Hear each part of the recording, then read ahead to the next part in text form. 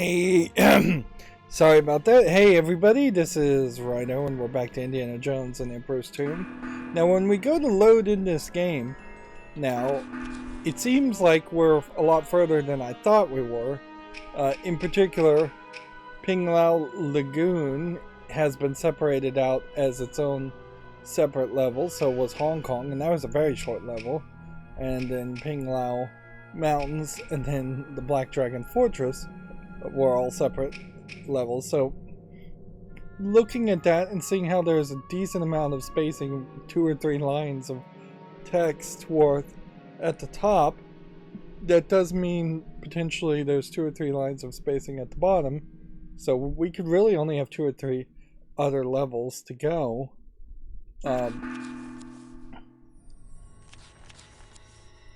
This does let you just go back anywhere all the way to the beginning of the game when you flip these chapters. And we just started this level and there's already a plate there, which makes me think that the art on those chapters, like menus, really don't mean anything. So we had just defeated the 2 Chinese ladies, and then we fell down a trapdoor trying to save the other ninja Chinese lady. The 2 triad bad girls, we had defeated them, and that was rough. Now I want to make a comparison that's almost certainly going to be unfair here in this game compared to Bioshock 1, in the sense that Bioshock 1 had this constant amount of dialogue going between like Andrew Ryan and one other character, and then in the middle of it you have this whole section where you take a break from that constant amount of dialogue. Oops. So there are platforms here that I need to jump over to avoid getting hit and taking more damage than I should. And there was a whole secret area there I think I was supposed to swing on. And boy, can you see how you just are going to die a lot here. So yeah, in the middle of Bioshock you have a evening with that artist crazy character to separate out the main story.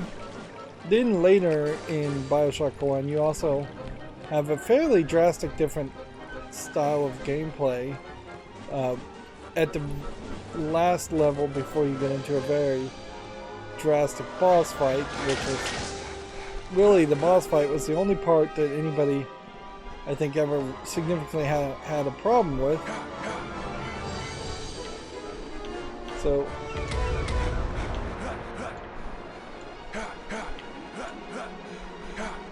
and you have a very awkward jumping animation here.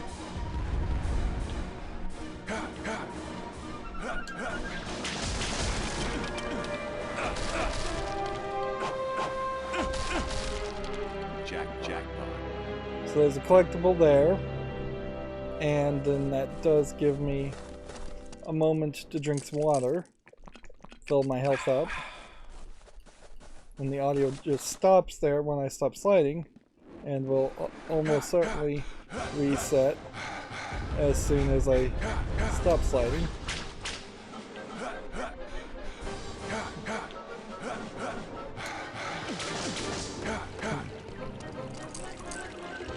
Noticeably the audio doesn't stop here.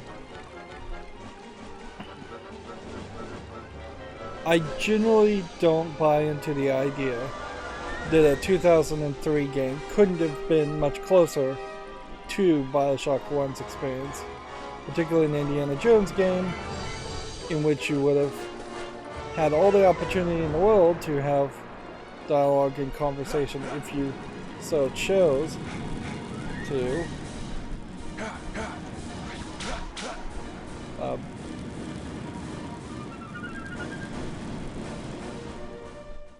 And that's the entire level, and it just loads into the next section. We have a very, very glitchy pre-rendered cutscene there.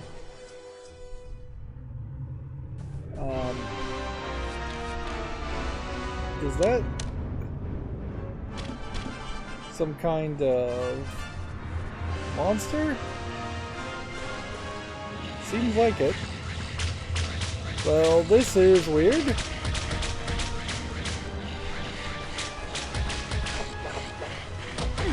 Now we have zombie ninja guards who seem to have extremely powerful attacks.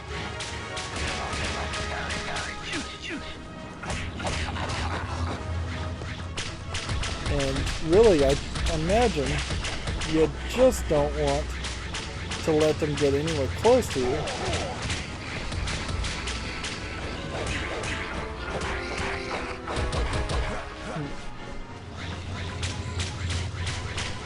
Like, you have an extremely different experience now, leaning much more into what the Triad girls were all about. Now, where's your logic here? First of all, I would hope there's a checkpoint before this. Otherwise, you'd have to do that whole section before a second time. But you're fighting a zombie ninja guy. He's already undead once. Why should I believe that for a second he would actually ever die? If you saw something that you could only classify as undead, then running really is your only solution. Either the whip is incredibly weak,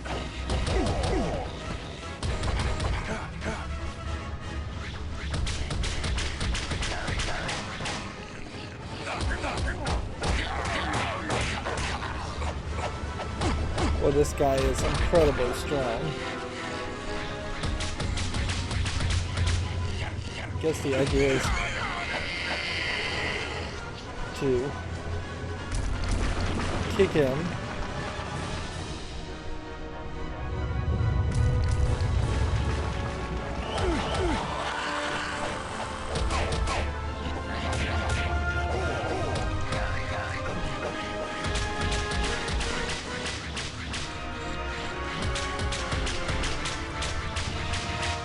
Now, do I need to fight the second guy?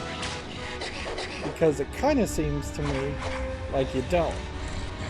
And you can just run up here.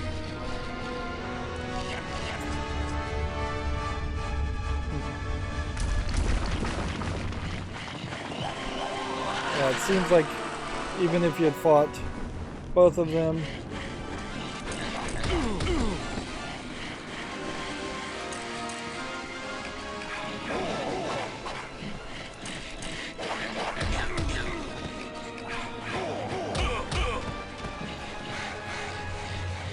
and it's not like you could save bullets or anything.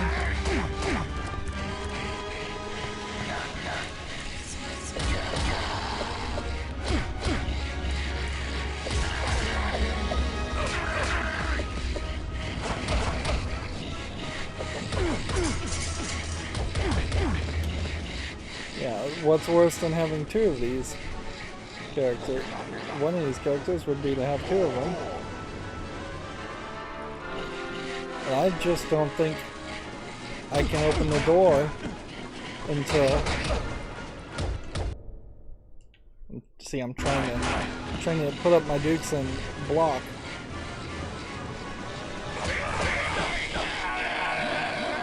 Yeah, why did that guy die so easily?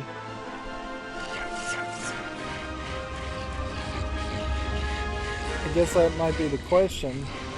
to ask here is that, have I just been playing the game completely wrong up until this point?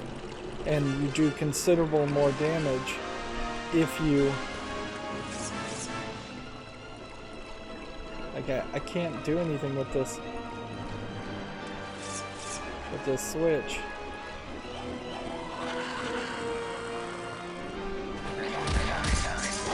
Alright, so I have my dukes up then, and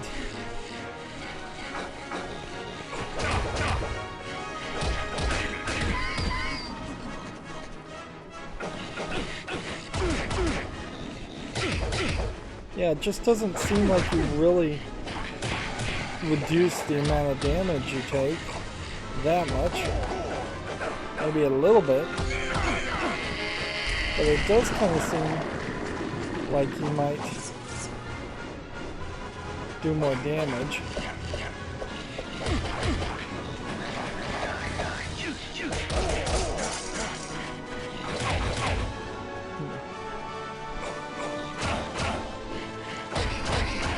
We have drastically changed the game now, and there's definitely a point in, like, I think Tomb Raider 1 where you also have this weird shift, and since this game is pretty obviously just stealing a lot of ideas from Tomb Raider 1,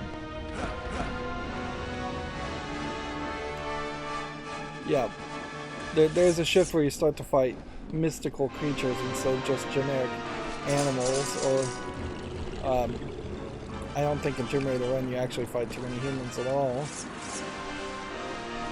See, now I can pull the switch, but only now. It seems to only open this door. And so now we've got wall crawling things.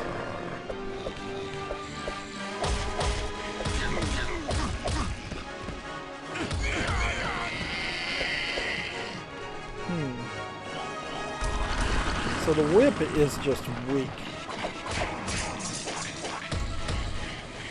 I'm better off punching.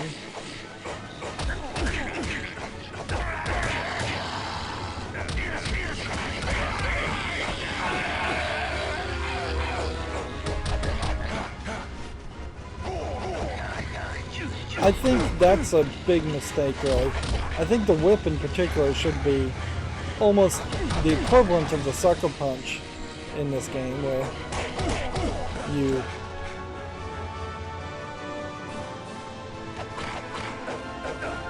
use the whip and it kills them in like 2 hits. Like, even if the whip has like a low chance of hit targeting somebody, or it takes a really long time to charge it up.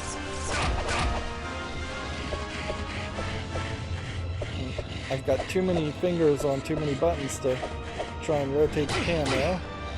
You would expect that the game, a more modern game, would automatically adjust the camera better towards the enemies. This one is adjusting the camera, but it is to pretty exclusively just put it behind Indiana Jones. It doesn't care whether there's an enemy that's 90 degrees to the left or right of Indy. You would think the knives are more useful, as many of them are on the ground.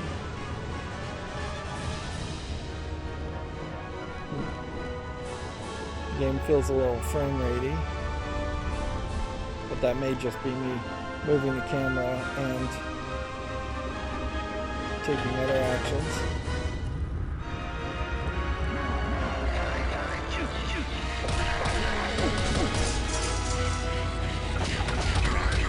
I guess at a certain point I could go back and refill my health.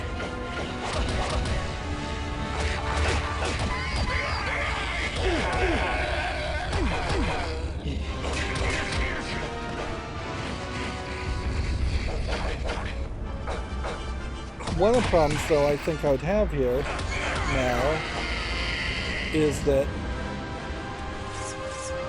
you're not really setting yourself up for a particularly interesting final boss battle in the Emperor's Tomb. We still have a lot of game potentially that could happen here, because all we've done is seen... Well, how am I going to start that on fire? Like, so far, all we have seen is the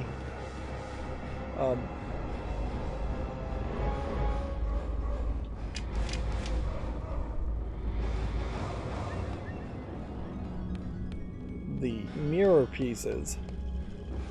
So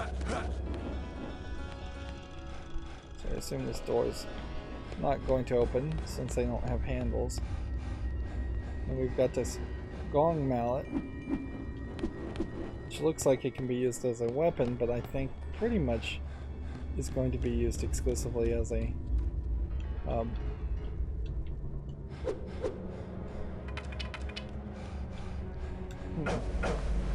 interesting. I can see the switch, but the X button is not interacting with the switch.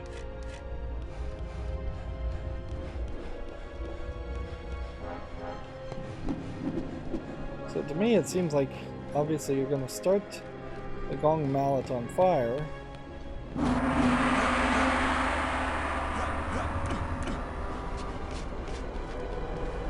But maybe not.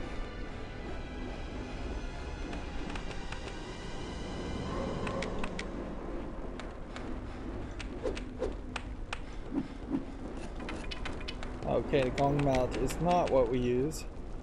Instead, we have to find a blue torch.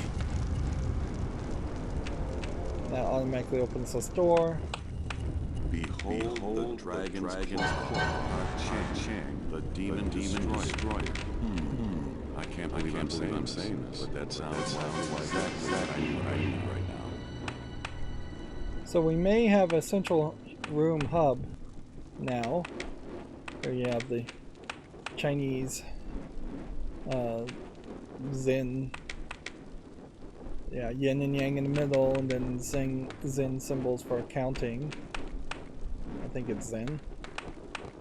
I don't think it directly has to do with Zodiac.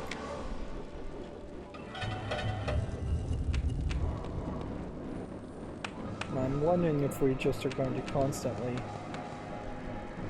hold on to the blue flame at this level.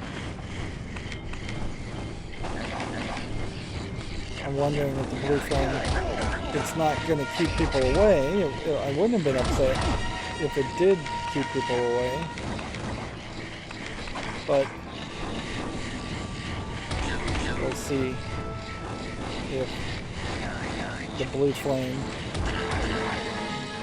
hurts them. It doesn't seem like it does, not to a significant amount of damage. But while they do have this burning animation over them, they are noticeably not really dying from it.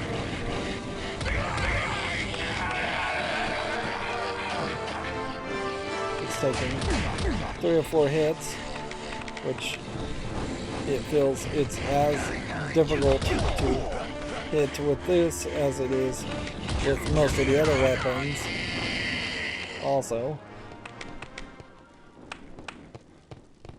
It'd make a lot more sense for the blue flame for them to just be afraid of it, so that whenever you try to put it away, they would attack you, but if you didn't put it away, they would not attack you.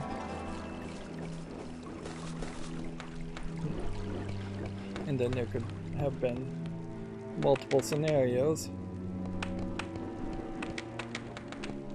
where you would have needed to put the flame away, and then they would have attacked you at those points. Okay. It's funny, you have to hit the X button even though you can swing with the Y.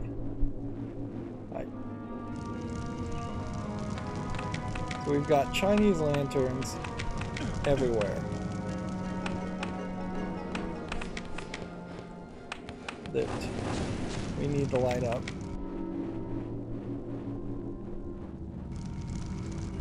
Which maybe indicates that we need to go back to places we've already been. I assume these glowing red tiles are dangerous, so we won't walk on them. Maybe you wouldn't have seen these glowing red tiles without the blue flame.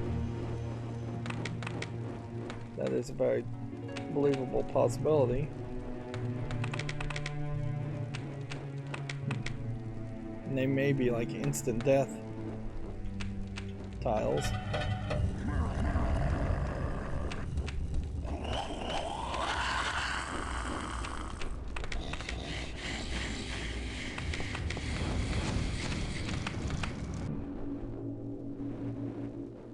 Let's see if we can maybe just run through this section.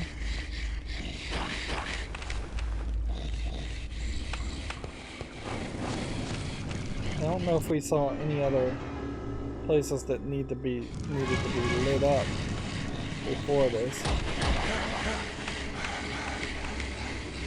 See, I don't know if I could really go anywhere else, because it would have been this door in particular.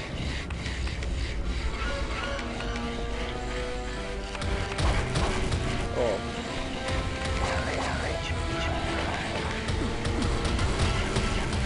We're just getting a lightning hit. And those guys don't seem like they are really triggering any of those activities.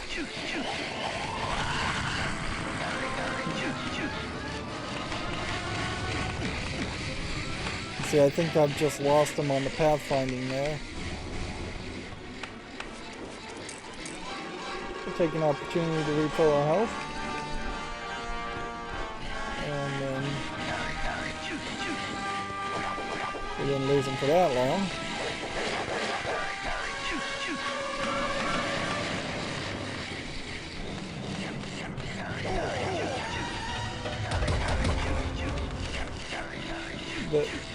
The doors here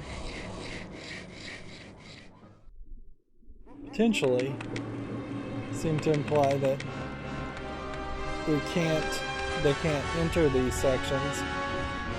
Great. So running and avoiding them is really a very valid move. You can see the floor is lighting up too, although not particularly in the exact same pattern as what is on the table. Yep. So it seems like we went through that way, and they want me to go through this way. And I hope this is a new way, otherwise there's something more to it.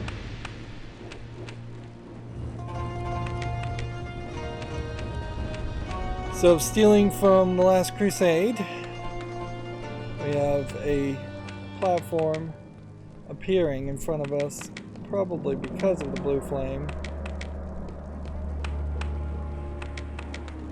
Let's put away the blue flame. Well, it's still there.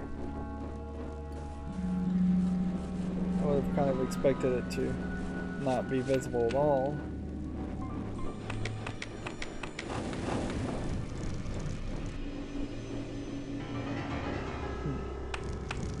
It seems like the game is giving us a considerably easier section here, which I suspect means there's going to be a challenge. I kind of expected this guy to either come alive and start chasing me, or breathe fire, or these guys to breathe fire.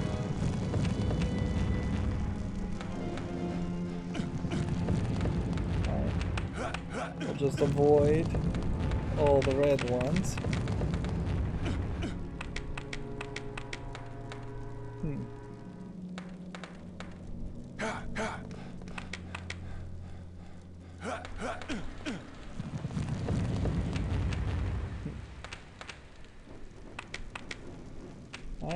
guess I'll just continuously avoid the red ones. What it seems to me like, though, is that instead of there being only 2 states, there are potentially 3 states. There's unlit, blue lit, and red lit. And yeah, this is a puzzle that is doing a very poor job of like visually depicting what we're going for.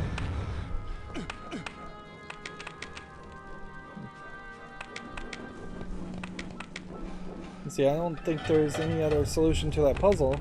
I would have thought that there would be like an audio cue or something. You also kind of look like you were just going to swing on the top of that. These doors only stay open for so long. And then you have a loading section into another part. I feel like I've already been this way, though. But the game does not seem like it wants me to go this way. So, I guess we have to check it.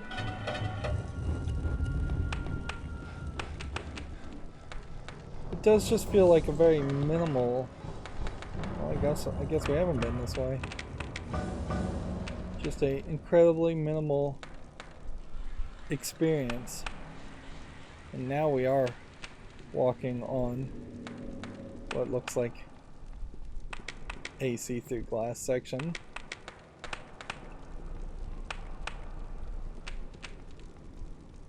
Yeah, one of the things I think you could easily be critical of this game is that it is just not ambitious. There's no attempt here to do anything new as far as Indiana Jones. It's just taking concepts that had already been done and repeating them. Compared that to Fate of Atlantis, where Fate of Atlantis, even today, you could have Harrison Ford star in a live-action version of Fate of Atlantis and it would work fairly well as a new Indiana Jones movie. This doesn't look great.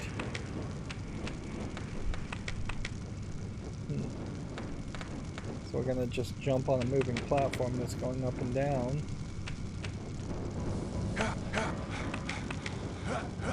Well, oddly, it wasn't jumping, it was walking. So the platforms are going up and down. We took a little fall damage there.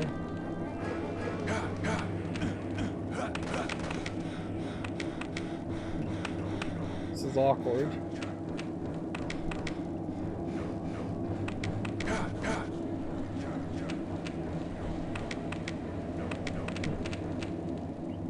We've definitely left the realm of believability. Whoops. And we're definitely in a situation where an easy death can happen. Hopefully, that doesn't mean we have to start back at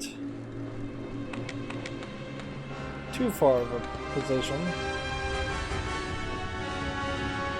The central hub section, I assume, is actively acting as our checkpoint. Nope, that sucks. We did get thrown back 2 steps from where we were.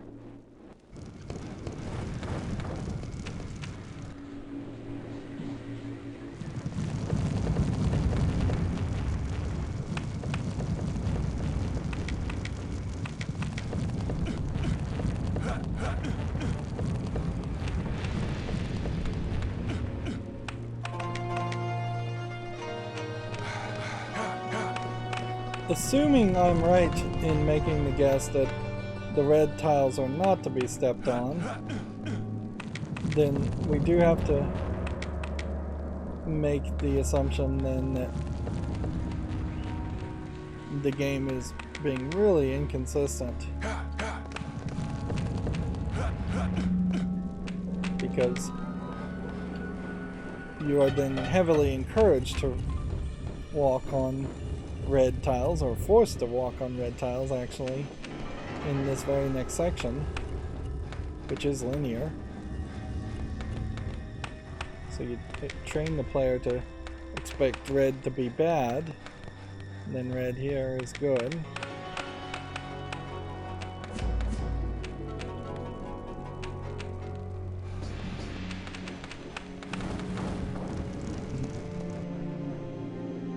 And all I need to do is get back to the room, and then these will all be lit up, and then we'll have to spin the table.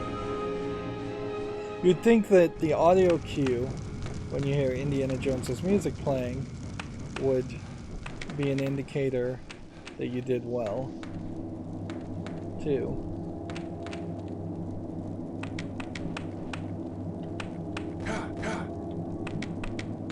Yeah, I think the real move here is to not jump, and particularly try not to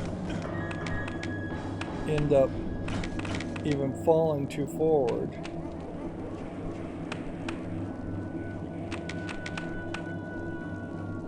Because it seems like you could easily bounce or run right off the ledge.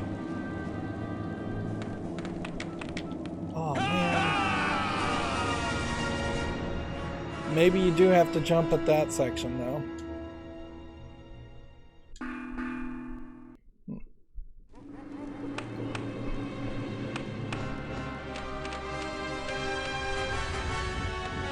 You've effectively created a problem when you started to make these 3D platforming games,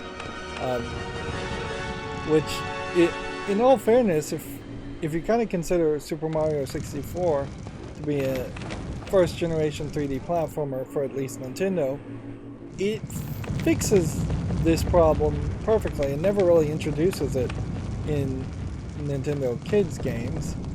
And the problem is the falling off and dying default idea. It is very much, far too much into the lines of a Sierra game where you make one mistake and then you have to load from a save without often giving you the opportunity to save. This game in particular not giving you that opportunity, and without making checkpoints to then further try to address the instant deaths. I wonder if maybe I was supposed to like go all the way back. Let's just check.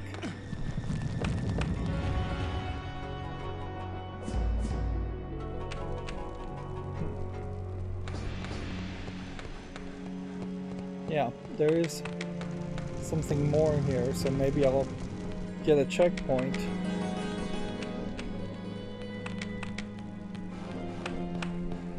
If I do that. I don't know where that alcove is even though. It showed me an alcove. There's no alcove over here.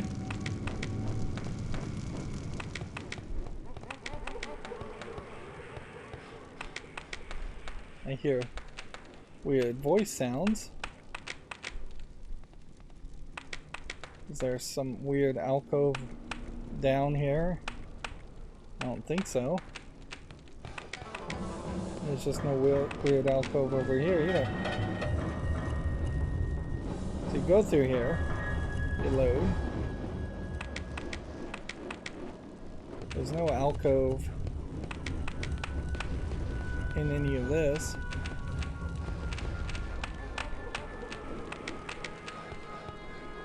It would have to be like back here.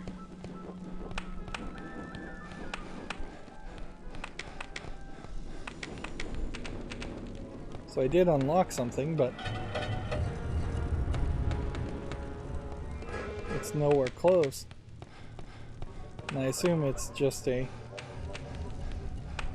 collectible item, and since there's no achievements or anything, I don't really care to collect all the collectible items. Also, it's not like we're getting extra dialogue or backstory or writing by collecting the items, which all of that would be fairly well appreciated. What I would want to do right now is be able to make a save point or checkpoint.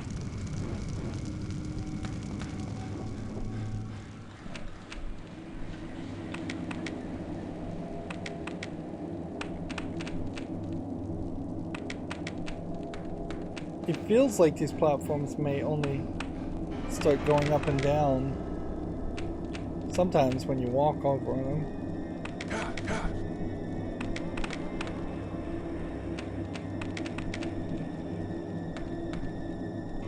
I'm not supposed to try and jump, am I?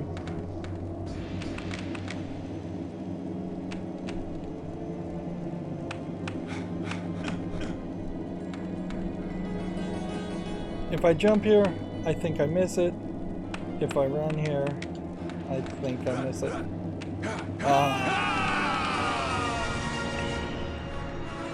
I just have this instinct to tap a double jump when you land. And that instinct is killing me.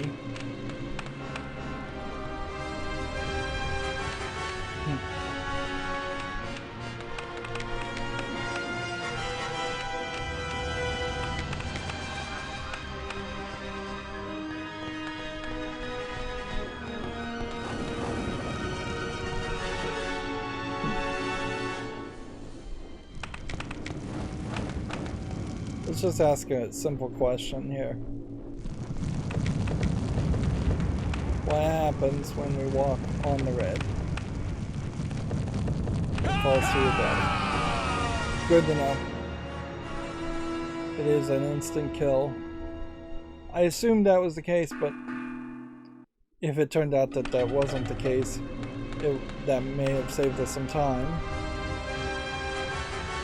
There's a lot of cutscenes here that are skippable and kind of pointless.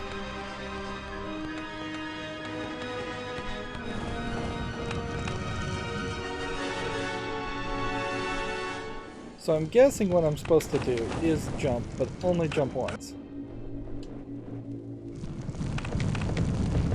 So I need to get good at single jumps, which in all fairness is what the game is trying to teach me.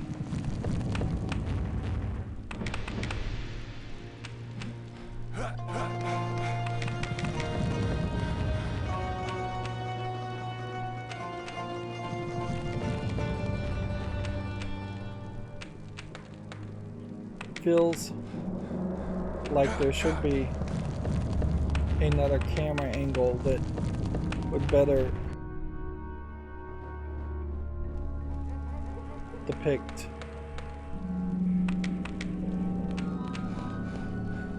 like the whole bridge, or yeah, show off the bridge a little bit better.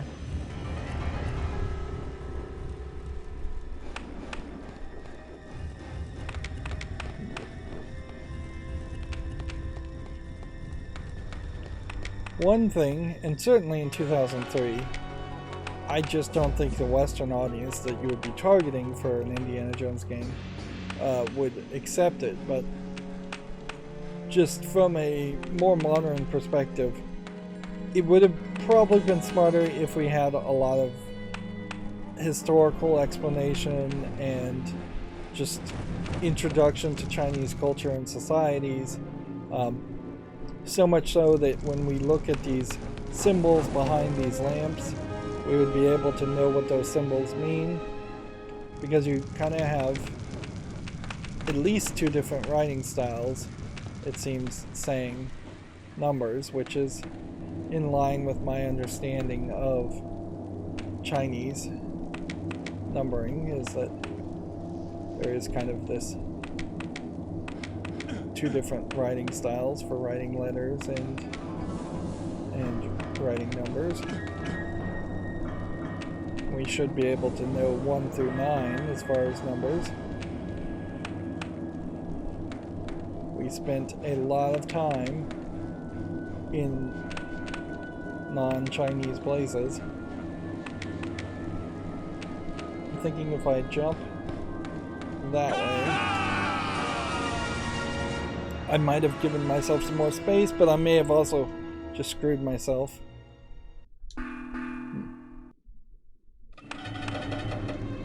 What this might also be a case of is if I run straight to something, I'll climb up on it, whereas if I ran at an angle, I won't climb up on it. See, notice how that's taking longer, so maybe I am supposed to just run straight on that final section. But nearly the entirety of this level and this episode now has been around doing this section. This is very much just classic bad video game design, to hit a difficulty spike and have to play it over and over again.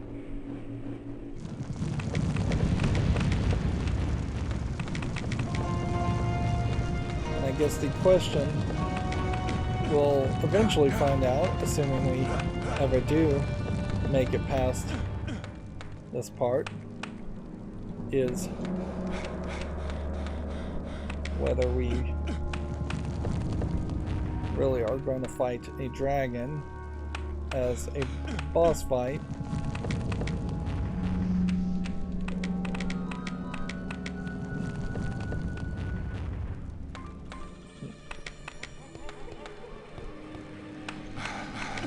if we had kept the ninja assistant lady as our companion throughout the entire game, then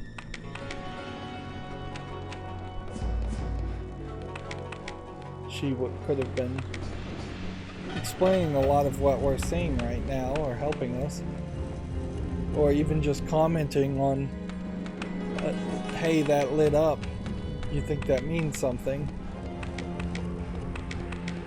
I don't know if you inherently want an Indiana Jones story where Indiana Jones isn't the smartest person in the room, but it wouldn't be terrible if you did have at least a few sequences like that where the Chinese lady was explaining all the Chinese references on the wall and the Chinese sections, and then Indy was being surprised by her intelligence, which is something that they've never really put too much of thought into. Indiana Jones being a older 90s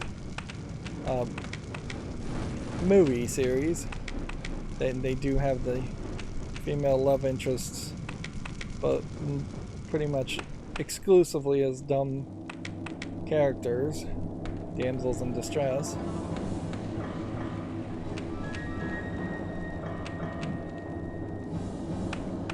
I think in a more modern game you'd probably have the game kind of pause too, or line up. It seems like it may be doing a little bit of that.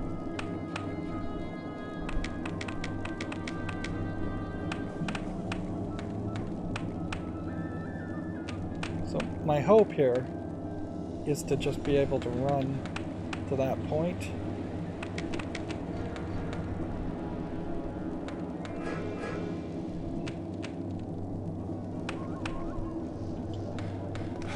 I wanted to get off that just in case that decided to fall down to my death. Finally!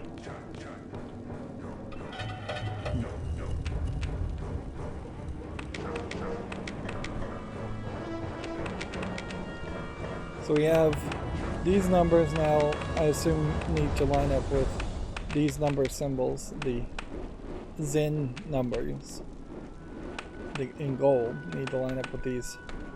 And then that will potentially light up these letters and mean something to that. Right. Use WASD to switch the rotation of the rings. Left mouse to change the camera angles. E exits. So.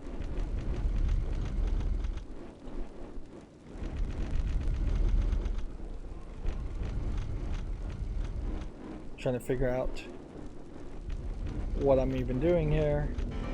So it's 3 different rings exclusively. Alright. So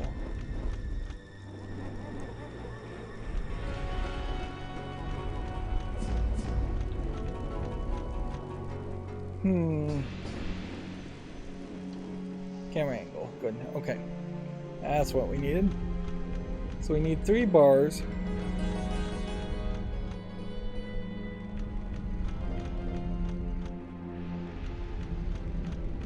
At the top one.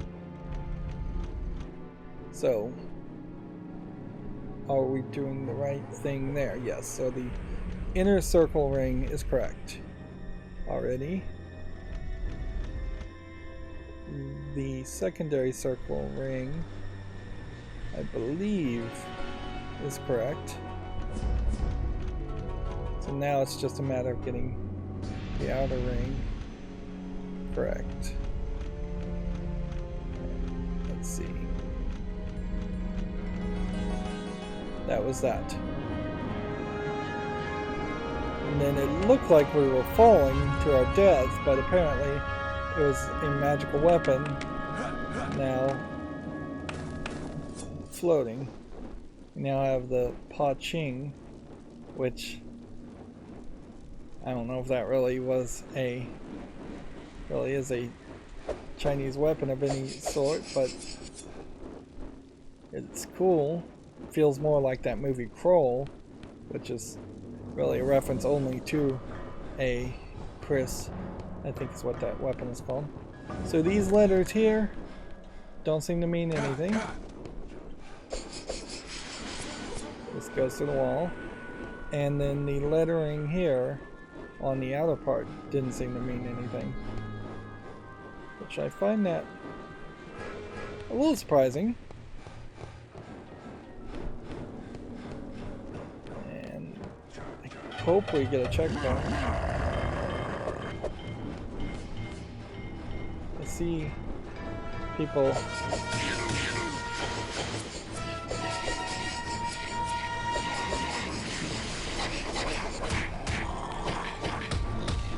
Right. So they want to give it to you so you can use it. Problem here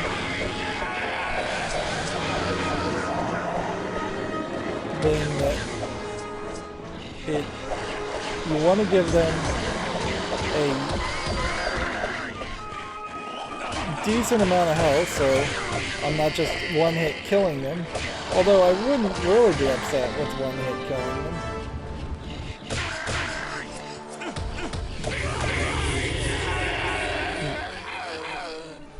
It does seem like now some of these enemies will spit out a floating soul, and we can kill that specifically with the clutching. Let's take some caution here. I guess extreme caution.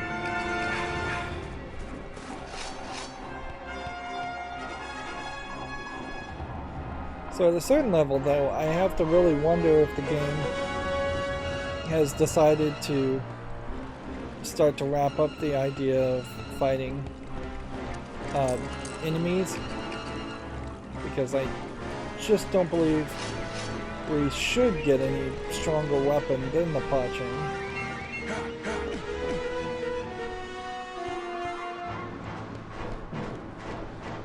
And that also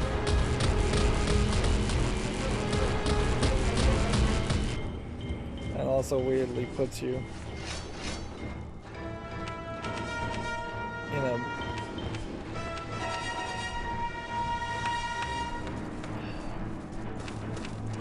weird situation where Indiana Jones is not using his iconic whip or his iconic revolver.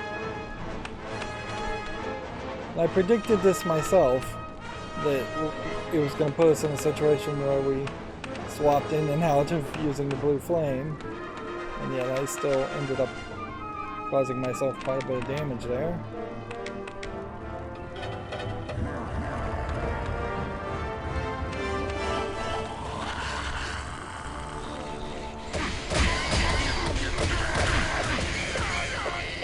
One, two, three feels about as much as it should be, and instead it seems like it's closer to 4 or 5 hits. Seems like all the Chinese staffs have disappeared, even though I'm fairly certain I didn't collect all the Chinese staffs. I guess you can't gong this again.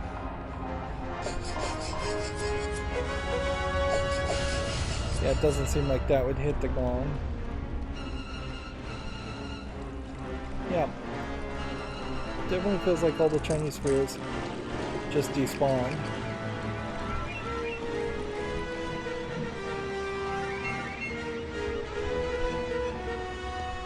And I guess I'm gonna be a rich man. there was that collectible. And obviously they could have solved that reveal easier if they had just zoomed out a little bit further and shown it from, say, this angle.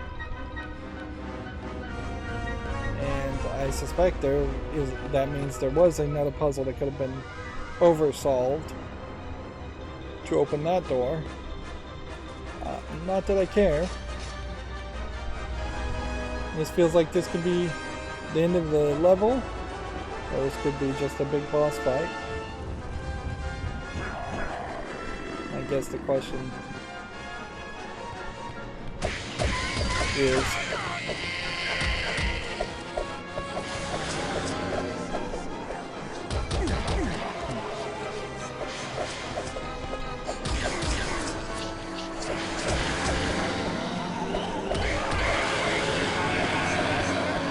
are we just gonna fight a lot of these guys? They've got me stun locked.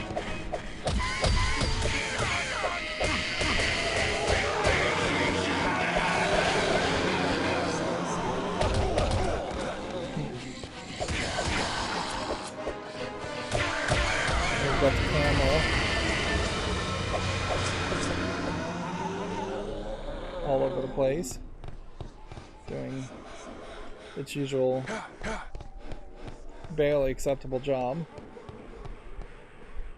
You've got a lot of echoing and creepy sound effects, which, yeah, in fairness, Indiana Jones games should be like Indiana Jones movies in that they are, oh, those guys can actually hurt me.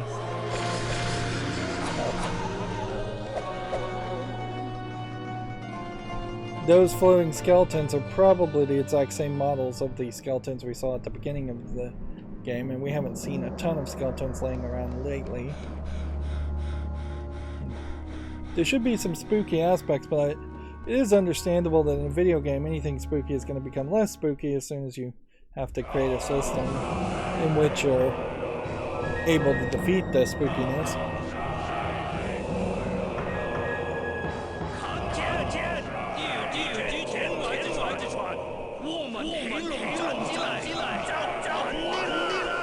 And I guess if you don't have the subtitles on, you don't know what he's saying. You can see she's not even really tied up. They didn't do a wrist rope animation or reuse the chains they used. They could have done that terrible animation the second time. And obviously this is just stolen directly from Temple of Doom.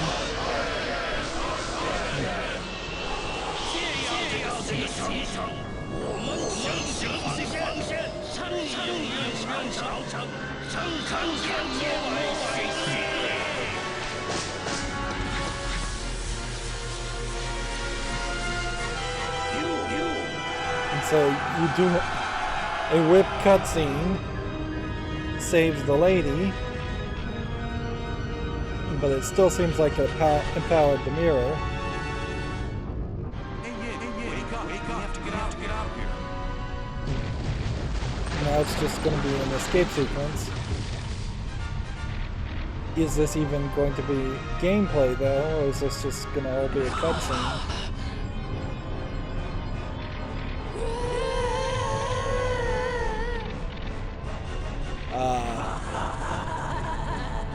I was not expecting that.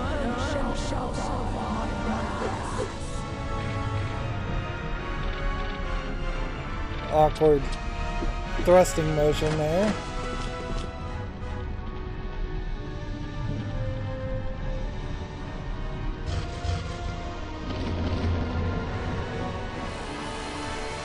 And the dragons now are alive. I definitely wasn't expecting that.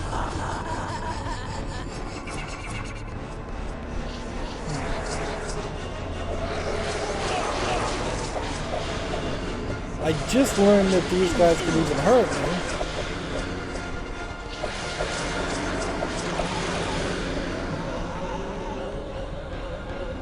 And I guess you're just not likely to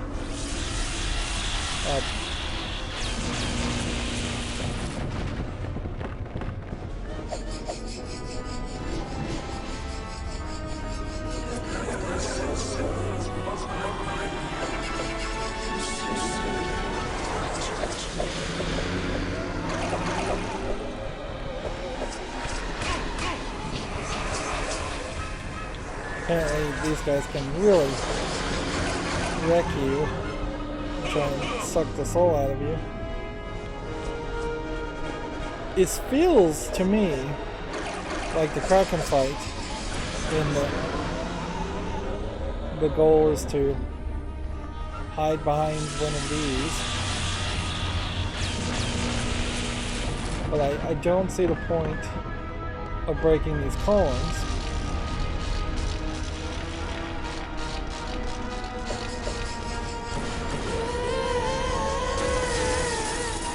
Okay. So we did have to just wait until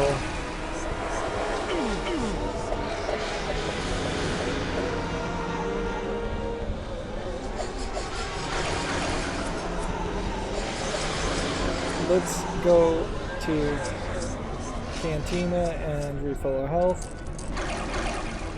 And since we know this is a boss fight, let's also go with just Tiger Strength. And then, like, use that. We haven't gotten any bullets, so obviously the gun would be the wrong move. Come on, pull this out. It seems kind of pointless to even bother to let you swap.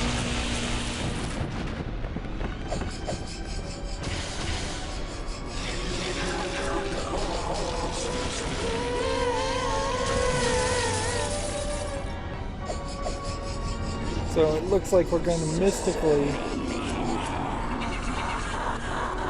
What kind of Chinese demon is this? I have no idea. When they say hell, do they mean a Christian hell, or do they mean like one of the Chinese 7 hells that would be new to this whole story if they talked about that, or do they mean some other kind of hell?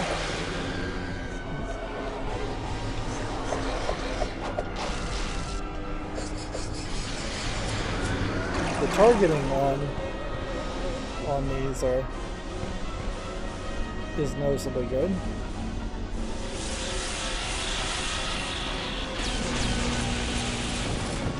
So she hits the column, and then we just hit her. Oh, I think that is it. I think you have to hit her, then you can.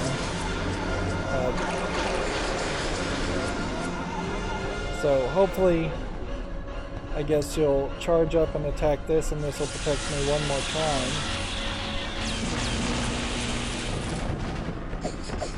Then you hit her. And then that weakens that. So then you can hit the ore.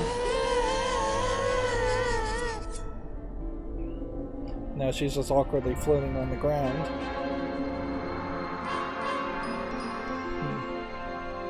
Indy. Are you all right? Yes. Now that thing is gone. Thanks to you.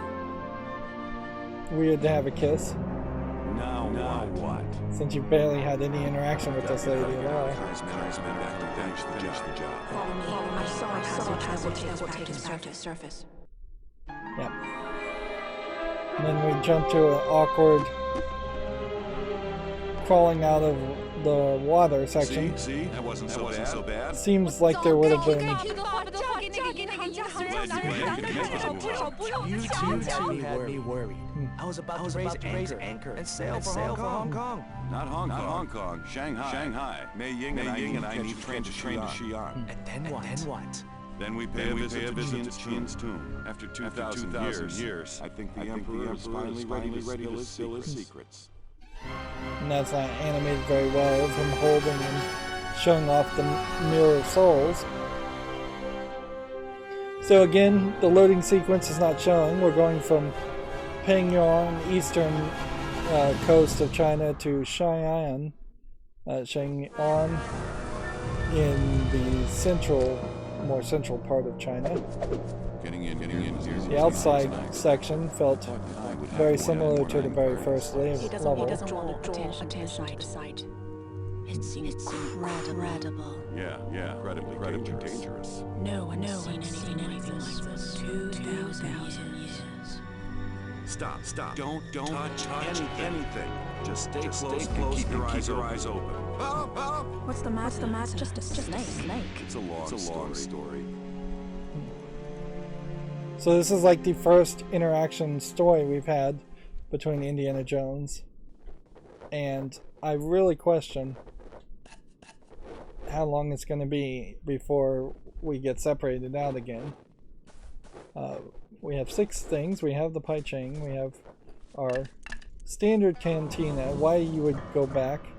We have the Mirror of Dreams, which doesn't seem to actually do anything, and she does seem just to be walking away from me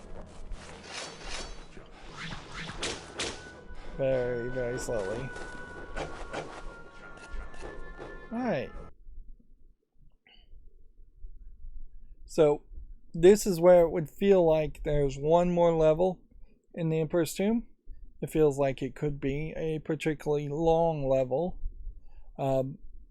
Definitely some problems there in that we just didn't get any kind of backstory as to what kind of monster that lady was, whether she was supposed to be a succubus type equivalent of Chinese myth, or whether she was trying to be some kind of demon or fallen angel type character, or whether she's supposed to be some kind of vampire lady. None of it in any way was foreshadowed or set up. So even having Indy just screaming out a Chinese word, whatever the Chinese equivalent of vampire, or whatever that monster would be called in Chinese, would have been very helpful. But yeah, you have a very rough rush there to have a boss fight. You have a very rough storytelling element in which Indy is just trying to kiss the girl, as if doing a decent thing and saving a lady's life demands that he is now in a relationship with her, or that she has to kiss him when they've had no romantic relationship at all before that point. Maybe you could say in the 5 to 20 other sentences they've shared there's been a little bit of flirting, but it is very much too much of a rush. Even in the Indiana Jones movies, when Indy forces himself sometimes on ladies, there's a lot more establishing the relationships than what we've seen in this game, and it really is just a sign of the times as far as Indiana Jones, in which that was seen as the romantic thing to do, is to not in any way even think about the concept of consent, or even know what the concept of consent is, and instead just be the masculine action guy who kisses all the girls, which modern days not acceptable, really wasn't acceptable even then in the past. But then, yeah, there's even rough content that is missing, because it definitely feels like there should have been a sliding down, being flooded with water sequence after we did the boss fight, and then we would have ended up in the river in that sequence, and then that would explain why they were in the water and why they were crawling out of the boat. Did we really need to see the cutscene with the boat? Probably, just to establish where we were going, but it would have been better to establish where we were in that final boss fight to get to the point of being outside of the entire temple. Like, really, it gave us the impression that we were under paling and like deep down in caves. So we probably should have been climbing upward towards the ocean and crawling out of some kind of ocean escape passage cave that would have been on sea level. That would have logically made more sense in my mind. But I guess the most important thing to complain about, since we're going through a long list of complaints, and I'm glad this game obviously is getting towards the end, because I don't know how much more I really would have wanted to put up with this. The most thing we can complain about by far, though, is the lack of checkpoints and dying over and over again doing the platforming jump puzzle. I could certainly complain about the puzzles being too simplistic too. They've really made Indiana Jones exclusively an action game focus, whereas if you looked at Fate of Atlantis, they literally made 3 different types of ways you could play that game, where it could be a intelligence path, a co-op path where you would get some help with a co-op partner, and a action path where you would just fight a lot more people. And that was a very interesting way to have the game become very replayable in Fate of Atlantis, where you really want to play it 3 different times, at least the middle section that's different 3 different times. Anyways, that's going to be it for this episode. As always, I ask you to like, share, subscribe, comment, and watch every second of my videos. If you want to support me further, there's some links down below in the description box. Thank you for watching. Have a good evening.